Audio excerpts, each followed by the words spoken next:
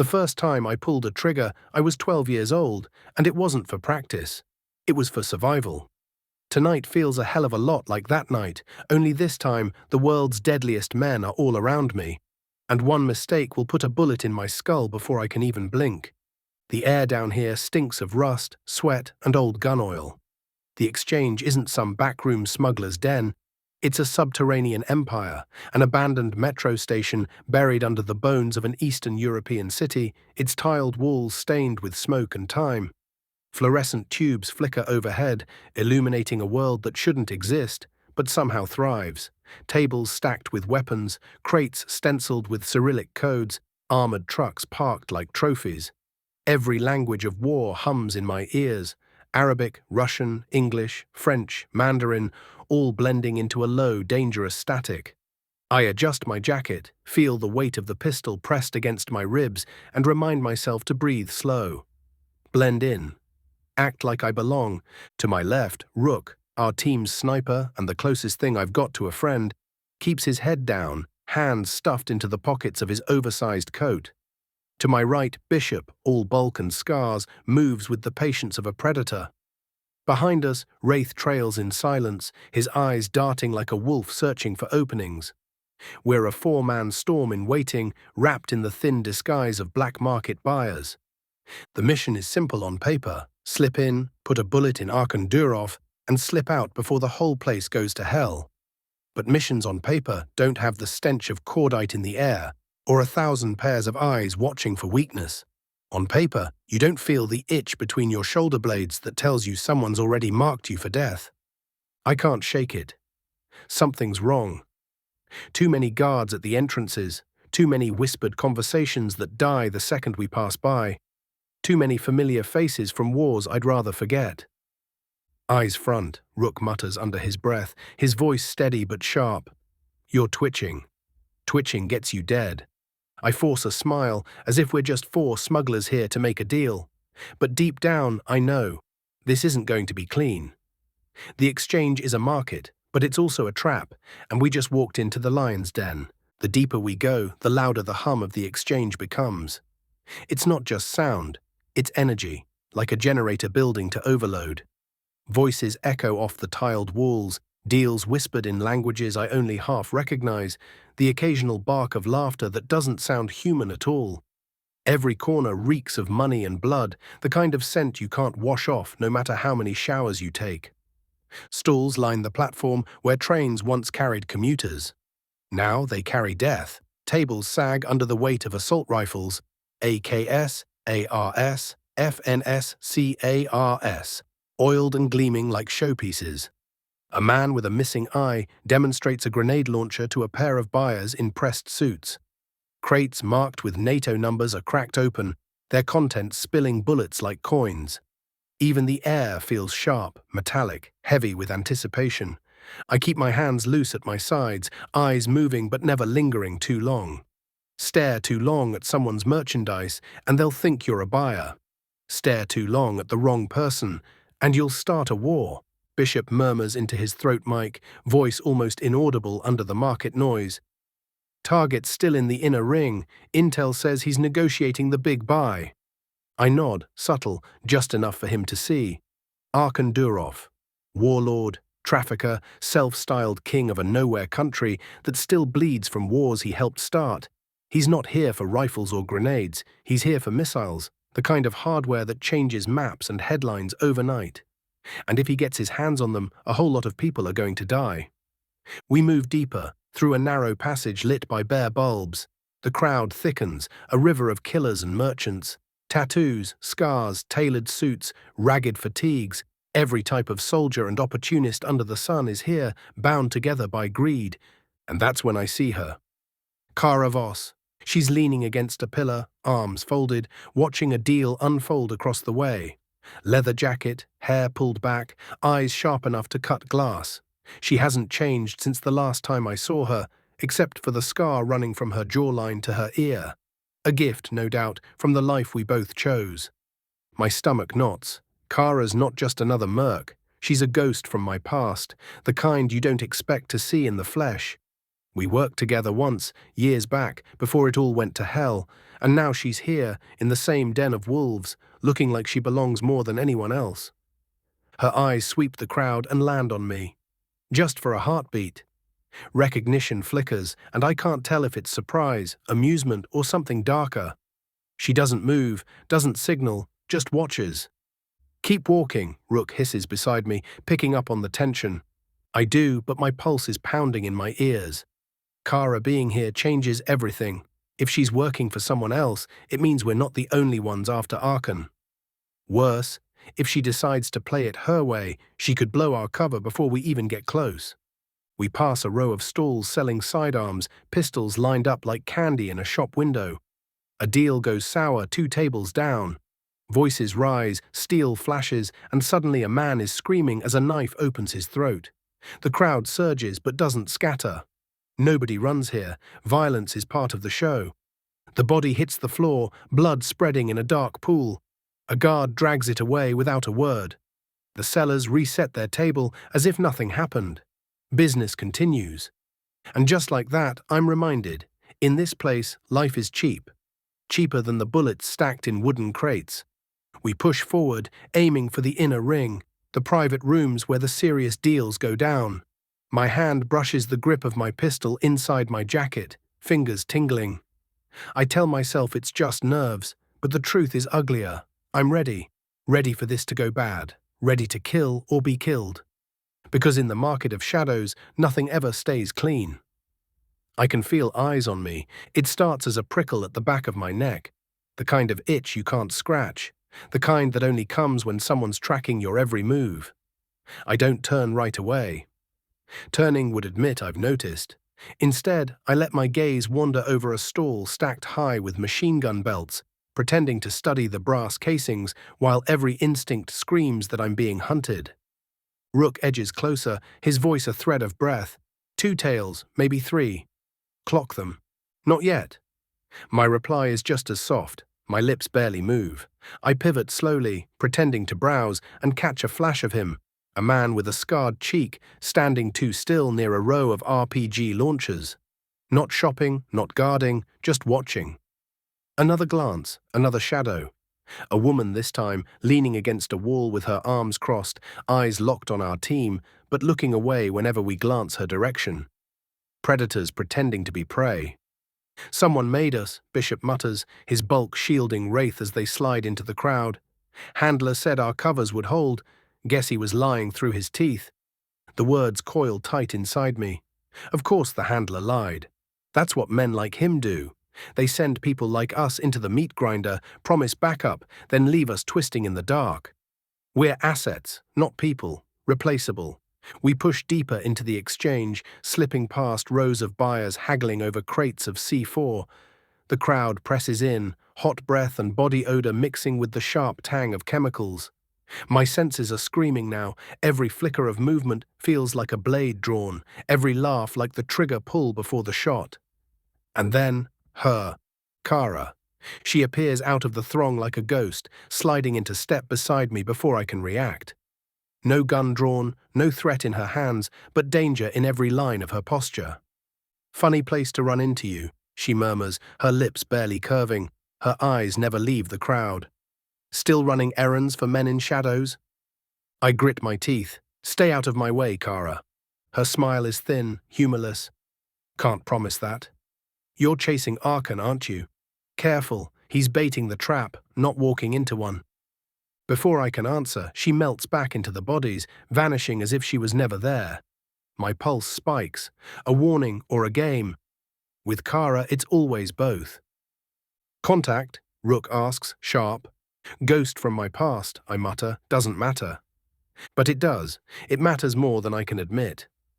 We're halfway to the inner ring when it happens. A guard steps out of the shadows, blocking my path, tall, broad, eyes like cold steel. His gaze lingers on me too long. He says something in Russian I only half understand, papers.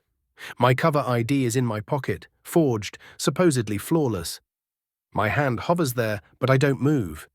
He stares at me like he already knows, like the game's already over. Bishop shifts beside me, ready to break bones. Rook's hand is buried in his coat. Wraith watches the crowd for crossfire. One wrong move, and we light this place up. I force a smile, pull the papers slow, hand them over. My heart pounds like a war drum. The guard studies them, his eyes narrowing. Time stretches, my skin feels too tight, my lungs too small. Finally, he grunts, hands the papers back and waves me through. I don't breathe until we're clear. But I know now, we're marked. Someone's already whispered our names to the wrong people. The exchange isn't just watching, it's waiting. The inner ring is a different world. Out on the platforms, the exchange is chaos and commerce, a carnival of violence dressed up as business. But here, past the guarded gates and steel doors, the noise dies down. The air grows colder, quieter, heavier. Deals don't happen out in the open. They happen in private rooms, under chandeliers stolen from palaces and conference tables scarred with cigarette burns. The kind of place where billions move with the scratch of a pen and lives are bought and sold like cattle. We slip past the threshold one by one, our forged IDs buying us just enough credibility to walk among the sharks. My pulse hasn't slowed since the run-in with the guard. Every step feels like I'm tightening the noose around my own neck. Rook brushes my shoulder, a subtle signal. He's seen something. I follow his eyes. There he is. Arkan Durov. He's sitting at a long table in a glass-walled room, cigarette smoke curling around him like a crown. Broad shoulders, thick beard, suit tailored to hide the kind of muscles you don't get from lifting weights, but from pulling triggers. His hands move as he talks, slicing the air with confidence, gold rings glinting. Two bodyguards flank him, statues carved from steel and hate. Across from him, an arms dealer in a silk suit grins like a fox, a thick folder of schematics spread open between them. Missiles. I don't need to see the details to know. That folder is why we're here. That folder is why men will die tonight. Target confirmed, Rook whispers. Bishop's jaw flexes, his big hands clenching and unclenching. Wraith, silent as always, just nods once. The plan is simple. Slip into the service tunnels, come up behind Arkan's suite, and take him out quiet. No fireworks, no grandstanding. In and out, a ghost strike. We peel away from the crowd, ducking through a maintenance door marked with faded Cyrillic letters. The hum of the exchange fades behind us, replaced by dripping pipes and the scuttle of unseen rats. The narrow tunnel reeks of damp concrete and mildew. My boots crunch on broken glass as we move. Every sound echoes too loud. This is too easy, I mutter under my breath. Rook smirks without humor. Since when has anything ever been easy for us? We reach a ladder and climb, one by one, emerging into a dark service corridor just behind Arkan's meeting room. Through a vent, I can see him, close enough to smell the smoke off his cigarette, close enough to put a bullet between his eyes. I draw my knife. A silenced round would be cleaner, but silencers aren't silent, not really. Down here, every shot is an alarm bell. A blade is quieter, bloodier. I glance at Bishop. He nods. Wraith checks his watch, lips tight. We're seconds from moving when the world erupts. An explosion rips through the tunnels below, a deep roar that shakes the concrete under my feet. Dust rains from the ceiling, lights flicker and die. The glass walls shatter inward as a fireball blooms down the corridor. Screams echo through the exchange like an orchestra tuning in hell. Gunfire erupts, staccato and furious. Automatic rifles, shotguns, pistols, all at once, all around us. The exchange dissolves into chaos. Arkan flips the table, grabbing the folder, barking orders. His guards shove him toward the back exit, weapons drawn. Our clean kill just went to hell. Move, Bishop growls, shoving me forward. We crash through the service door, blades and guns ready, into a world of fire and panic. The world dissolves into fire and lead. The explosion has barely faded before gunfire tears through the tunnels, a deafening storm that drowns out thought. Muzzle flashes strobe the darkness, painting faces in brief savage portraits. Wide eyes, clenched jaws, mouths open in screams. I hit the ground, rolling behind a toppled table as shards of glass rain down. My ears ring, my lungs choke on dust and smoke. Rook is already prone beside me, rifle unslung, sighting targets through the haze. "They're not shooting at us," he yells, his voice a ragged bark. He's right, at least not yet. The first wave of gunfire isn't directed our way. It's aimed across the market, faction against faction, buyers against guards, mercenaries against mercenaries. The exchange has become a killing floor, 100 different wars breaking out at once. But in the chaos, one figure moves with purpose. Arkan. I spot him through the haze, his hulking frame pushing through the mob, folder clutched tight under his arm. His bodyguards fire wild, mowing down anyone who gets too close.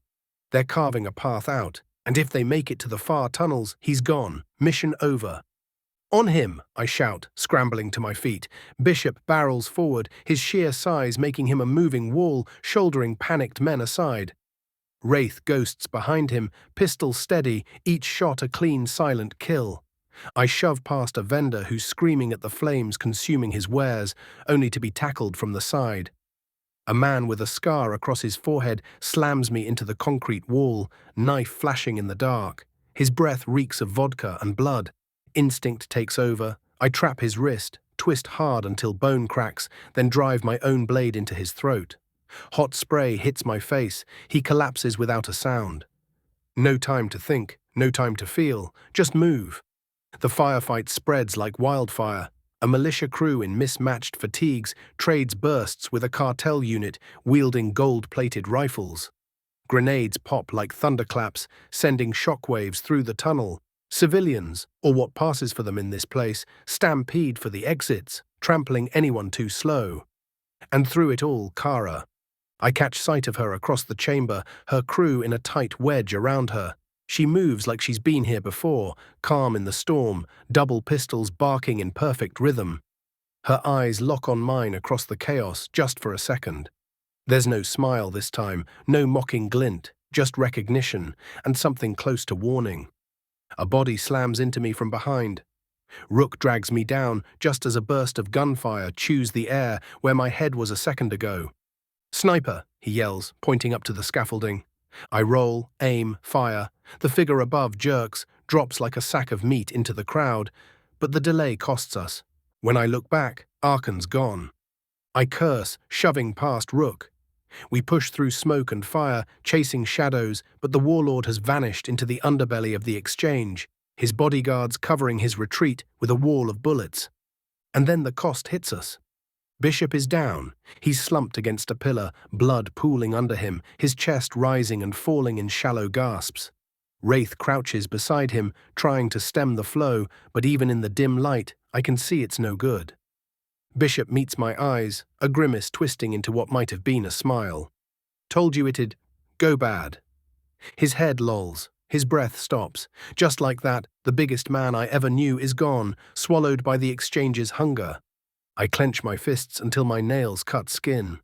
Arkan may think he's escaped, but I swear on Bishop's blood I'll hunt him through hell itself before I let him get away.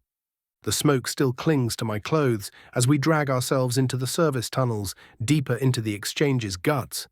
The gunfire behind us has dulled to a distant roar, like thunder trapped underground. The war zone we left behind is eating itself alive. Bishop's blood is still on my hands. Rook walks ahead of me, silent for once, his rifle clutched too tight, jaw clenched hard enough to crack teeth. Wraith lingers in the back, eyes hollow. Nobody says it, but we all feel it. Bishop should be here. He was the anchor, the one who never flinched. Without him, we're adrift. The comm in my ear crackles to life. A voice slithers through the static. Our handler, smooth, calm, unaffected. "Update," he says, as if he's asking for a weather report. I spit blood and smoke out of my mouth. "Update? Bishop's dead. The exchange is burning. Arkan's on the move. You didn't tell us there'd be a goddamn army waiting." A pause, just long enough to sting. Then, "You were never meant to make a clean kill." The chaos was necessary. My stomach turns cold. "You set us up." The assault forced Durov into the open, the handler continues, ignoring me. Every buyer, every contact he trusted is compromised. He'll be running scared, desperate. That's when he's vulnerable. That's when you strike. Rook slams a fist against the tunnel wall, the sound echoing like a gunshot. "You son of a bitch, you used us as bait." "And you're still alive," the handler replies, voice smooth as silk. "That means you're still useful. Finish the job and you'll be compensated." Compensated? My voice comes out raw, dangerous. Bishop's body is cooling in a pool of his own blood. "You think money makes that square?" Another pause. I can almost hear the smirk through the static. "That's the life you chose. Complete the mission, or I'll consider you compromised too." The line goes dead. For a long moment, none of us move. The tunnel hums with silence, broken only by the drip of water somewhere in the dark. My chest feels tight, heavy, like something's crushing me from the inside. I finally breathe out, slow, controlled. We finish this. Not for him, not for them, for Bishop. Arkan doesn't walk out of these tunnels. Rook gives me a sharp nod, though his eyes are glassy. Wraith just stares at me, unreadable, but he doesn't object. That's when the echo of footsteps filters through the tunnel. Soft, deliberate, not ours. A figure steps out of the shadows, pistol low, leather jacket torn at the shoulder. Kara. "Looks like we're chasing the same man," she says, her voice carrying that same quiet fire it always had. Her eyes flick to Rook, to Wraith, then back to me. Arkan won't reach daylight if I have anything to say about it. Question is, do we run together or do we shoot each other first? The silence that follows is heavier than gunfire. My knife hand twitches. My trigger finger aches. I know Kara. I know her like I know the scars on my own skin. She saved my life once and nearly ended it twice. Trusting her is suicide. Not trusting her might be worse. I meet her eyes, searching for a lie, for a tell, but all I see is the same thing staring back at me, a killer with nothing left to lose. I don't lower my weapon right away. Neither does Kara. Her pistol gleams under the bare bulb, angled just low enough to make it a threat, just high enough to remind me she can put me down before I blink. Rook whispers harshly behind me, "We're not dragging her along." Kara smirks, the corner of her mouth twitching. "Funny, you talk like you've got a choice." She steps closer, slow and steady. Her eyes don't leave mine. They never do. We've played this game before, trust balanced on the edge of a knife. "You want Durov dead," she says. "So do I. Alone you're outnumbered and bleeding. With me you might actually live long enough to make it happen." Wraith finally speaks, voice low, almost a growl. "And when it's done, you pull that trigger on us instead." Her smile fades. "If I wanted you dead, I wouldn't be talking." She's right, and we all know it. My team is limping. Bishop's gone, Rook's running on fumes, Wraith is frayed at the edges. Me? I'm not much better. Arkan has a head start, bodyguards, and the chaos of the exchange covering his tracks. I holster my pistol, not because I trust her, because I don't have a choice. "Fine," I say, "but if you even think about crossing us..." Her eyes harden, voice like steel. "You'll never see it coming." The tunnels beyond are a labyrinth, winding arteries of cracked concrete and rusted pipes. Water drips from the ceiling in a steady rhythm, echoing like a clock counting down. The air is colder here, staler, carrying the faint stink of mold and rot. We move fast, our footsteps muffled, weapons up. Every sound feels magnified, the scrape of boots, the click of a safety being flicked off, the whisper of breath in the dark. Arkan's trail is fresh, spent casings litter the ground, a smear of blood streaks the wall, dark and wet. His men have been fighting through here, clearing a path. That means he's close. Rook covers rear, his scope scanning every shadow. Wraith scouts ahead, his frame blending into the dark like smoke. Kara moves beside me, silent but sharp, her presence like a blade at my throat. For a while, all we hear is the drip of water and our own hearts. Then, voices. Russian, harsh and urgent, bouncing through the tunnel ahead. Flashlights cut through the dark in jittery beams. Wraith signals, 4 men armed sweeping the corridor, Arkan's rear guard. We crouch behind a half-collapsed wall, weapons steady. My pulse slows, focus sharpens. The same way it did when I was 12, staring down the barrel at my first kill. The first guard rounds the corner.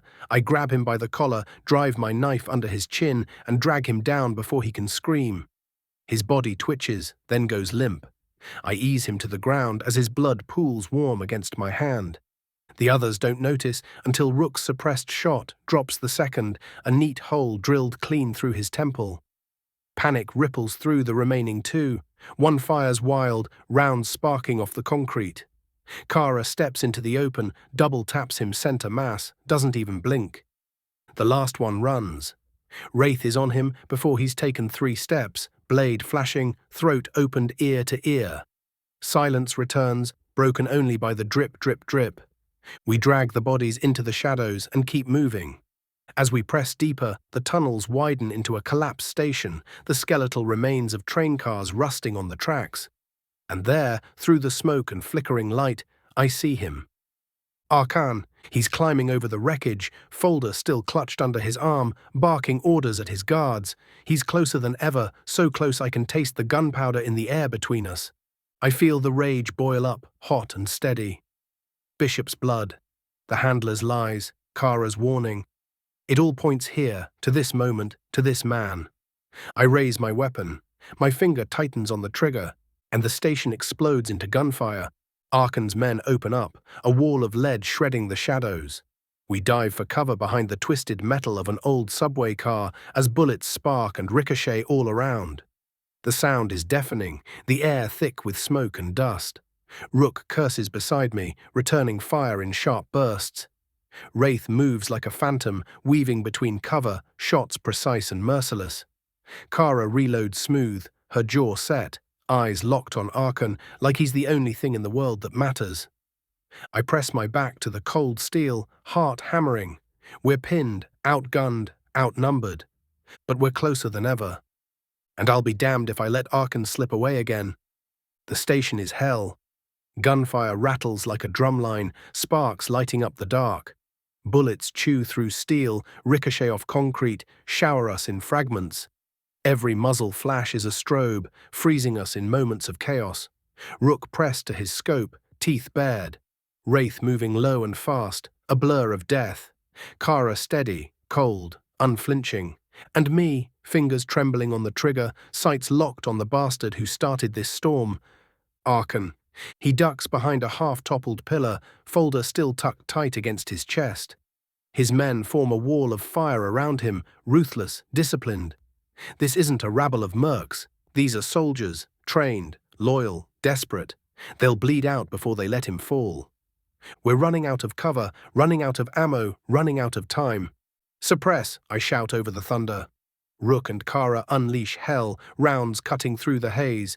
Wraith slips away, vanishing into the labyrinth of twisted steel. I take the opening, sprinting low, sliding behind a shattered concrete barrier just meters from Arkan's position. My lungs burn, my ears ring. But I don't stop. I can't. Bishop's face flashes in my mind, his last smile before the blast. My rage hardens into focus. This ends here. I lean out, sighting Arkan's shoulder as he shifts, and squeeze. The round clips him, spins him sideways, folder tumbling from his grasp. He howls, clutching his arm, and his guards surge to cover him. Now! Kara's voice cuts through the storm. Wraith appears behind them like a phantom, his knife flashing once, twice, 3 times. Men drop screaming. Rook picks off another, the round cracking skull before the body hits the ground. The wall around Arkan crumbles. He stumbles back, blood soaking his sleeve, scrambling for the folder. I break cover, charging through the chaos, my boots slam against the concrete, each step carrying me closer. Kara's firing beside me, rounds tearing men down. Rook's scope cracks, precise and merciless. Wraith is a shadow at Arkan's flank. We close in, a noose tightening. Arkan's eyes find mine, blue, sharp, furious. He raises his pistol with his good hand, lips curling in a snarl. The world slows, my sights rise, my finger tightens. But then the ceiling groans, a sound like thunder rolling through stone. The firefight has shaken the old station to its bones. Cracks spiderweb overhead, dust rains down in thick sheets. Move! Wraith roars, dragging Kara aside as the first slab of concrete crashes to the floor. The station begins to collapse. Arkan bolts, seizing the folder, weaving through falling debris. His men scatter like rats. The ground shakes under my boots, the tunnels screaming with echoes of ruin. I chase, dodging falling stone, leaping over shattered rails. My lungs are fire, my legs lead, but I push harder, closer. Arkan's silhouette flickers through the dust, just ahead, just out of reach. He glances back, eyes wide with hate, and vanishes into the smoke. I stumble to a stop, coughing dust, stone and steel crashing down all around. Kara grabs my arm, yanking me into the cover of a half-collapsed archway. Rook dives beside us, blood streaking his cheek. Wraith emerges from the haze, cloak of dust settling on his shoulders. The station groans again, louder, final. Then it collapses. The exchange burns in dust and ruin, burying bodies, secrets, weapons. But Arkan is still alive, and he's still running. The air above ground is sharp with smoke and the acrid stench of burning fuel.